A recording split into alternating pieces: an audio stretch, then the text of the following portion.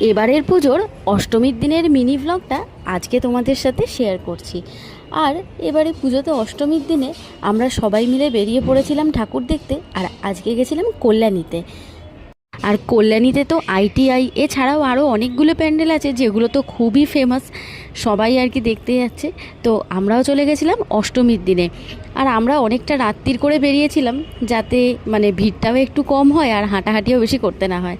তো যাই হোক, এইভাবেই। আর ওখানে কিন্তু গিয়ে দেখি প্রায় সবকটা প্যান্ডেলেই কিন্তু মেলা বসেছে, মেলা অনেক রকম রাইডস সবই রয়েছে। তো আমরা কল্যাণীতে সব ঠাকুর দেখার পরে বেশ 3-4টে ঠাকুর দেখেছিলাম। আর ঠাকুর দেখার ব্লগ তো তোমাদের সাথে অন্য মিনি ব্লগে শেয়ার করাই আছে।